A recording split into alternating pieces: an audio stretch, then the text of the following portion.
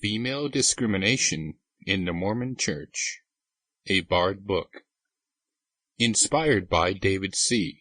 The Bard, by Levi Freud. Narrated by Levi Freud.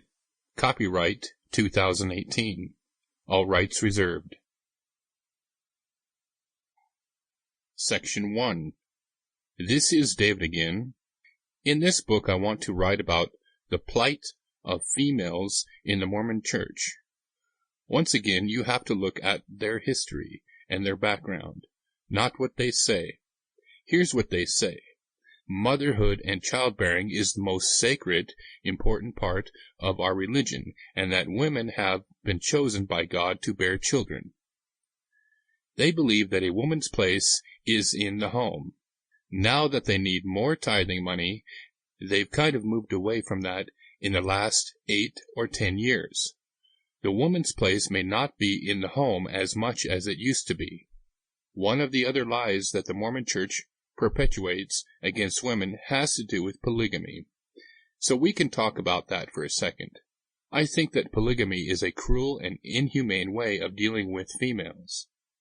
Joseph Smith started the pattern of and dictating how the Mormon Church views and treats women. He married 2 14-year-olds. Fanny Auger was one of them, who was kicked out of the house by Emma because Emma found Joseph in bed with her. About a third of the women Joseph married were under 18. The other 2/3 were generally married women. So he basically was committing adultery and treating those women like objects. Many of the consequences of those kinds of behaviors by Joseph Smith ended up in pregnancies, which was very difficult for some of those women. Some of them had to have abortions. If you had to have an abortion in 1840, it was pretty coat-hanger type stuff. There weren't really medical facilities and pills, and there wasn't any penicillin or even any skilled doctors. Just basically crude abortions that certainly endangered a woman's life. Joseph made Emma clean up the spittoons in the mansion house. Now everyone gets to clean the toilets in the Mormon churches because they fired the janitorial crew. Joseph basically treated women very, very poorly. When you look at churches historically, even when you look into the Bible, women are rarely mentioned.